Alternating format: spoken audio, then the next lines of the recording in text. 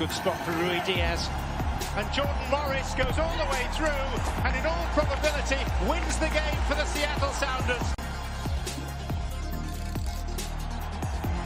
Here is Ricardo Pepi, and Pepi against the post and in at the second attempt. And Dallas have rescued themselves at the last.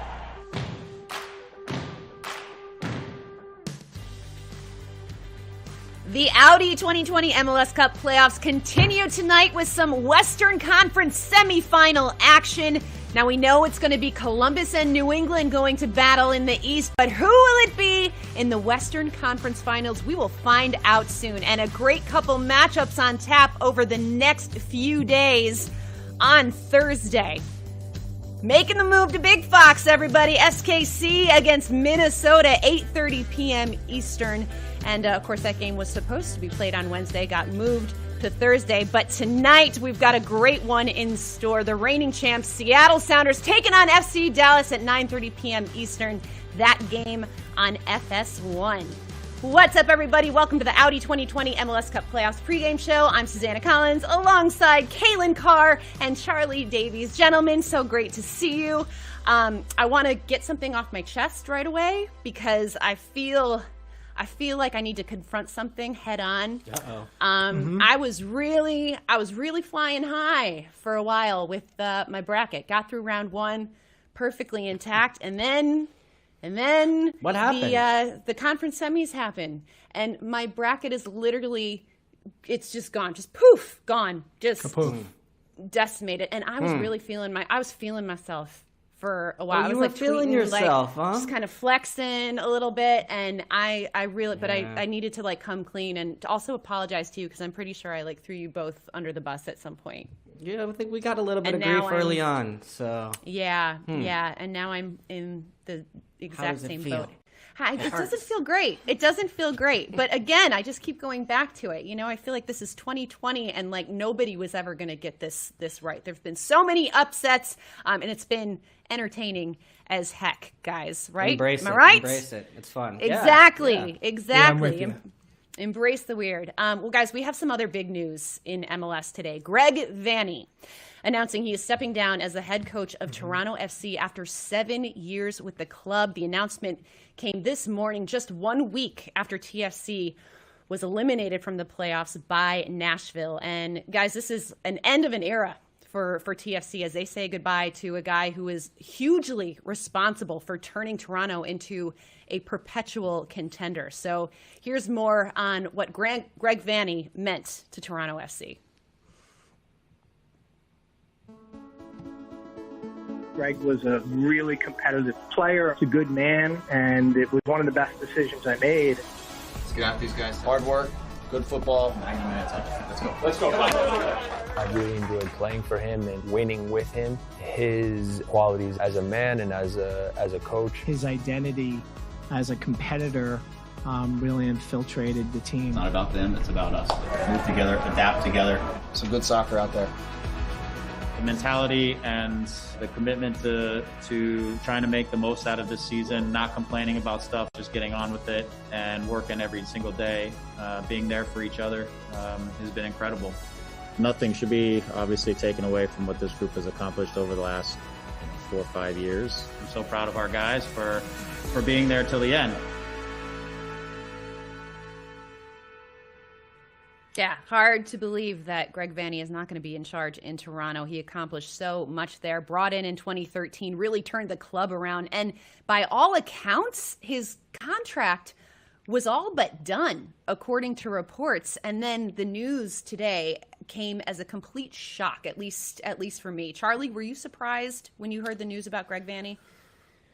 I'm not going to lie. Yes, I was. Mm-hmm. But then once you kind of start to dig deep and see, why wouldn't he re-sign with TFC? Well, there's some appealing projects out there. And you have to love a coach that has ambition and wants to change things up. And I think he was very proud of what he's done with Toronto FC, and he should be, because they were second in at the bottom of the East with a minus 17 goal differential in 2013. 2014, he takes it over. He improves.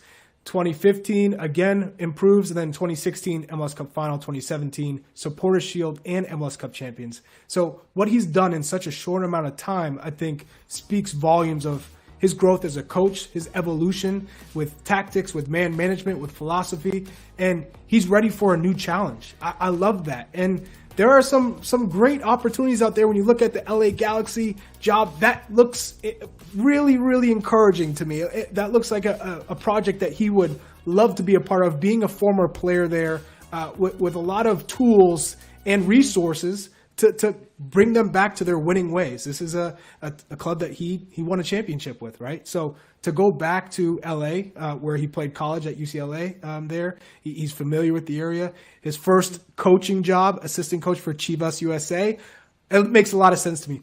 But also, Stu Holden flowed this around to me today. What about Atlanta? If they were to come with just an offer you can't refuse, that's also sounds pretty appealing to me. Yeah, I know all the conversation is going around. Sorry, Suze, all the conversation is going around. Fine. Which MLS club will he take over? But why not Europe?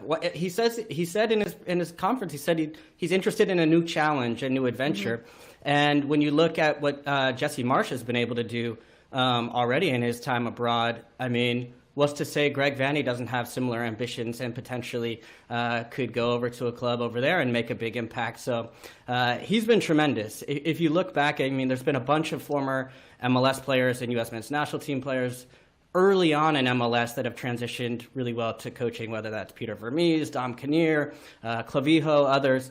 But of this latest crop of this generation, of Vanney's generation of players, he has been the best. He has been the standard bearer as far as a player who's been able to make the transition to coaching. He's done it with big players, big personalities. Mm-hmm. He's done it over consistently around a time, and also building a club from the bottom up, understanding how the academy moves into the first team. And I think he's been fantastic. So wherever he goes, you have to say that that's going to be a big coup for them. But yeah, I don't know. It'll be interesting because you think Galaxy because he played there. But I just wonder, maybe when he sees, that challenge of Jesse Marsch, if he has an inkling of maybe trying to go abroad as well. Yeah, well, two things stood out to me from that press conference. He said, "I'm a builder. I like to build things. I like projects." So that stood out to me, as well as he basically said, I can't sit still very long. So I don't think it's going to be long before we see where Greg Vanney ends up, because I'm certain that he has plenty of suitors at this point, possibly Europe, as Calen mentioned. Well, I'm sure there's going to be a lot of talk about the Greg Vanney situation after the game tonight, guys. Make sure you tune in to Extra Time Live postgame show driven by Continental. The fellas will be your drinking buddies as they break down all the action between Seattle and Dallas, and of course weigh in on the Greg Vanney situation. Hold on. Able to find Rui Diaz. Acosta stepped in, couldn't get there. The shot from distance is a goal. 1-0 Seattle. Jovan Jones the other way, heading it off. Jordan Morris. Seattle in total control. Mario's cross, got past Kim Ki-hee. Cannon trying to control. Dallas back in the game. It's Matt Hedges. It's 2-all. Ladero out swinging ball. Sensing gonna touch it. Turned in. Jordan Morris has put Seattle back in front. He'll swing this ball in front. Tracking free. Header. It's a goal. Acosta got it in. It's 3-all. Rodriguez able to find Rui Diaz, and they're swinging a miss. It almost fell free for Morris. Rui Diaz a second time. Single the block. Morris the header. And bounces in. 4-3 in extra time. The Seattle Sounders and FC Dallas, no strangers in the postseason. Here's a look at their previous playoff matchups over the last few years. And of course, we just saw the highlights from last year's 2019 first round matchup. I was at this game, fellas, in Seattle. It was cold, it was rainy, it was everything that you would have thought it would be. And this game was insane from the minute that first whistle blew. It was just wide open, back and forth. And I was so impressed with Dallas in this game because nobody gave them a shot in hell to go up against Seattle and give them a game. And they did. It went to extra time. They could have easily won this game. And I've referenced this several times during the playoffs, but I'll never forget the conversation I had with Luchi Gonzalez after that game, and his players on the field just crying. They were so heartbroken, and he said they're going to remember this. This is going to be an important moment for us as we grow forward and look ahead and look to compete in the playoffs. And we saw the resilience on display against Portland last week. So this is a really enticing matchup. I know the memories of 2019 are very, very front and center, certainly for FC Dallas. So they're going to draw a lot from that experience. But for you, Charlie, when you look at all these matchups that these two teams have had, which one stands out to you? Well, since you took 2019 and what a fabulous matchup it was, I'm going with 2014 because we were in the Eastern Conference. We were flying. I felt that we were destined for MLS Cup, so I had my eyes on the Western Conference. And you saw Supporter Shield winner Seattle going up against Dallas, and then Dallas opens up the scoring with Michelle from the spot. And I thought, oh my God, this is the upset. This year it is. But Seattle, Ozzie Alonso comes back. What a team. Oba Deuce up top, Chad Marshall in the back, and Ozzie Alonso and Brad Evans in the midfield. And that was the game that decided. That lone away goal in the first leg. So what an amazing matchup. Yeah, Chuck, I'm going to pick the one that Dallas won, the only one in this series to date that they have been able to get through in 2015. And look, this was a crazy game. It was largely quiet till the 83rd minute, and then Fernando Clavijo makes some substitutions. But then you think, oh, now here it's over because Chad Marshall, has put this one away. But that's not how it all went, because Walker Zimmerman was able to get another late one, and just sort of the energy and the fight back of a young Dallas side really disrupted the Sounders. And I think in a way, when you look at that side, it was Clint Dempsey and some older players, and Dallas's mobility and youth caused them a lot of problems. Well, what did the Sounders do? They actually changed a fair amount after this. They got Jordan Morris into the side. They got younger. They got more dynamic. They committed to Roldan and others. And the Sounders have then, of course, gone on to win title and title after that. So if there is a way forward for Dallas tonight, it will be with that youth, with that enthusiasm, and trying to get an experienced Seattle team unbalanced. All right, let's talk a little bit about that matchup from last year. This is an interesting little statistic here. 13 of 18 players on both teams were in the lineup for last year's matchup. So my question for you, I mean, with very similar teams, and it's only been 1 year since that really dramatic, high-intensity game, from a player's perspective, how does that affect the mentality going into the match tonight, Charlie? Well, it adds fuel to the fire because you never forget the matchups from the previous season. I remember with the Revolution during our time when we were on fire, we had a competitive edge against the Columbus Crew and Red Bull, and then carried over to the next year. It boiled over, and those matches, the regular season matches, are just like playoff matches. Everything is elevated. All the passion, the tackles, everything's a little bit harder, and you want it that much more. And when you score, you know those celebrations mean a little bit more as well. So I love this fact that they're carrying it over in Dallas. They don't forget what happened there at CenturyLink. They know they have a chance, but they have to execute tonight. Charlie, not ever one to rub it in with a celebration. I love it. Same thing. I mean, going to the Dynamo against Sporting Kansas City, we felt like we had a mental, psychological edge over them, but they were creeping up on us a little bit as time went on. And I'm not saying this is quite the same situation today, but FC Dallas have been close and within a puncher's chance of really upsetting the Sounders team in the past. A lot of young players got meaningful experience because Luchi gave them minutes in last year's playoffs and built towards this moment. So tonight is their chance to try and create the upset again. All right, well, let's take a look at the starting lineup for Seattle. Worth mentioning, guys, Gustav Svensson not medically cleared for this one, so he will not be a part of the 18. But Charlie, when you're looking at this starting 11 here, what stands out to you? Or Calen, sorry, my bad. Oh, well, yes, Svensson out, but he wasn't in the last match. Roldan will play in the middle in his place with Jones just a little bit ahead, and Alex Roldan gets his second start in a row. At right back, if it ain't broke, don't try to fix it. They have a good rhythm going with this back four against LAFC, so they're going to try and do the same again.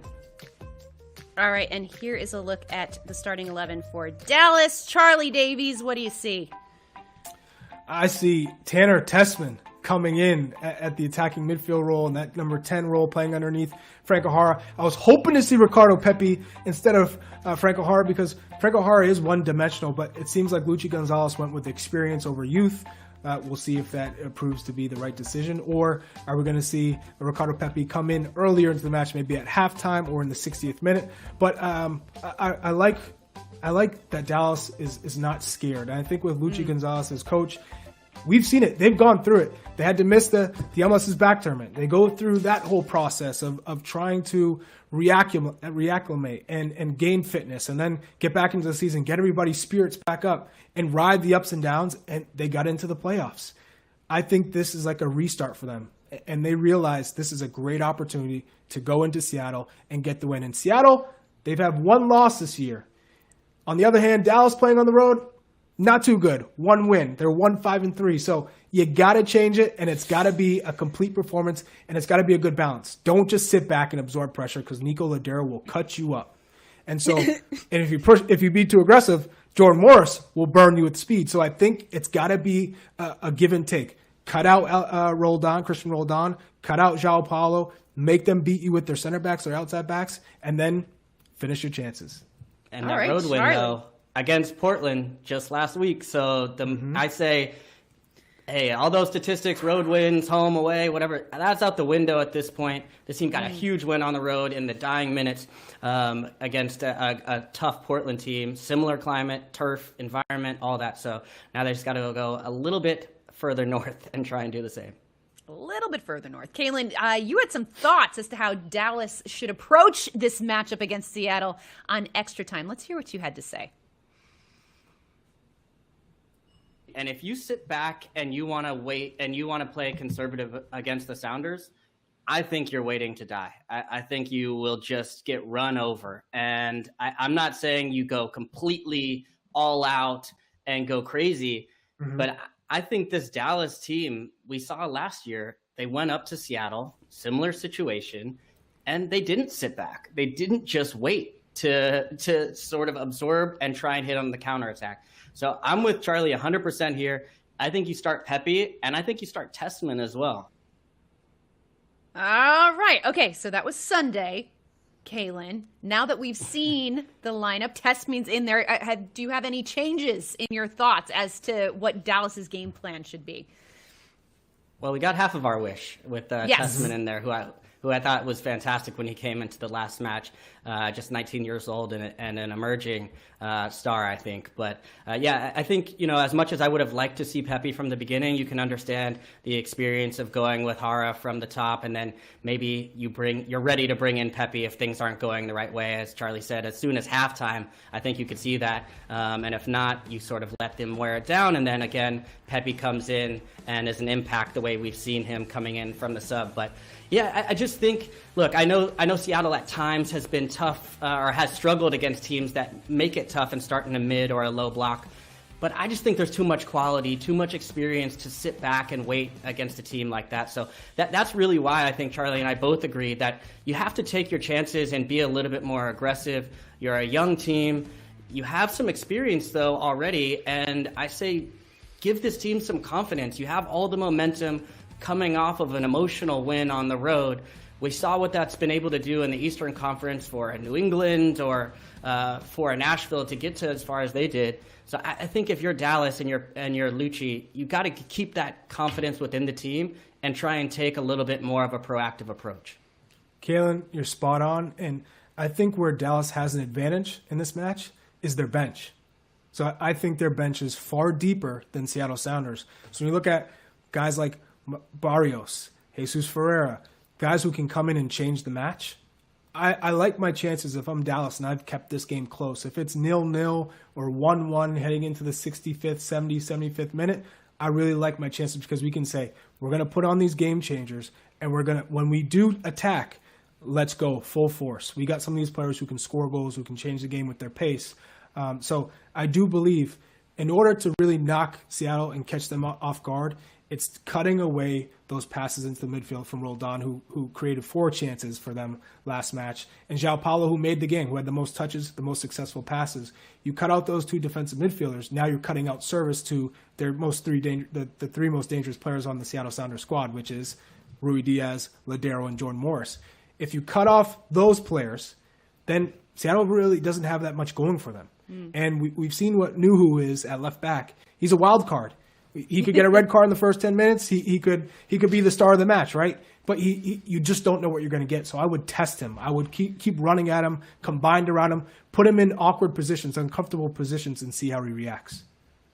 Great stuff, guys. All right, well, we'll be keeping an eye on the scoreboards for more than one reason today, because goals mean dollars to drive youth development. During the Audi 2020 MLS Cup playoffs, Audi will be donating to the MLS academies as part of their Audi Goals Drive Progress program. Each goal will be worth $2,000, and so far in these playoffs, we have seen 37 goals scored, so the grand total currently at $74,000. This is just... Yeah. Hi, Jordan. More of that, please, tonight. Goals are good. Guys, so on the heels of the Greg Vanney news out of Toronto, here's another news flash for y'all. Brian Schmetzer, head coach of the Seattle Sounders, still has not signed a contract extension with the team, which I find quite shocking, to be perfectly honest. What is going on here, Calen? I don't. What's happening? Go ahead. Or Charlie. Chuck, go, either one. Run with it, Chuck. You tell me, because I can't believe this. Yeah, I know you can't. I can. And you know why? Because we've seen this over the years. That Brian Schmetzer says, I don't get the credit, and I'm fine with it. But don't forget, you have Gonzalo Pineda as the backup there, who has been touted as the successor. And he has loads of experience as a player, but now as a manager. And players love the information they get from him. So if I'm running Seattle and I'm Garth Lagerwey, I'm thinking, well, his time is coming. He's ready for the opportunity soon. And we want to give it to him before he leaves for another opportunity. And so he's been there. There's no better successor than Gonzalo Pineda. So maybe it's a chess match as far as how long that contract is, because you don't want to lose Pineda, because teams will come for him soon. So it's better to be, I think, more proactive and pull the trigger earlier than you waiting 2-3 years and you lose Pineda. It's such a head scratcher for me. I mean, look at this graphic right now. Brian Schmetzer's winning percentage in the playoffs is ridiculous. It's absolutely ridiculous. All he has done is win since he became the head coach. And let's not forget what happened in 2016 and where the Sounders were at when he became the head coach there, right? I think they had only won 6 games. They were at the bottom of the Western Conference standings. And 2 things happened, right? Nico Ladero comes in. And yes, he has hands down been their MVP since he came to the team. But also what happened, they fired Sigi Schmidt. Brian Schmetzer became the head coach, and look what has happened since then. And I think it's really kind of shocking that we sort of overlook, and that he's not in these conversations for Coach of the Year. He's never in those conversations, despite all of the success that he has had. And I think that he is just a severely underrated manager in this game. He's not this masterful tactician, but he is such a player's coach. The guys love him. He knows how to get the most out of his players. He relates to them. They love him, and they play for him. And I think it is. It's like I said, it's a head scratcher to me, Calen. I don't get it. Yeah, no, I think he's got the tactics right in the games that have mattered. You think about that performance against LAFC in the playoffs last year, and leading towards MLS Cup. So I'd be surprised if it's Pineda. Pineda, you generally see that not the assistant take over for the manager. Maybe his opportunity comes somewhere else. That loyalty question, that would be pretty, that'd be a tough one to navigate. And I just think when you look at Schmetzer, right, I actually see him giving the credit more to his players, more to everybody else than himself. But ultimately, when you come down and you're at the top of those statistics with those names underneath you, you want to be paid like that, right? Whether you're a player or whether you're a manager, you want to be paid. Facts. You want to have that respect. And so I assume that that's where it's coming from, where it's saying, well, take a look at the stats, and then let's take a look at my paycheck. So a little bit of that. I really hope for both sides that this gets sorted out, because we all want to see Schmetzer stay in Seattle. But I wouldn't be surprised with all of these openings right now, and you see Greg Vanney making the move potentially somewhere else.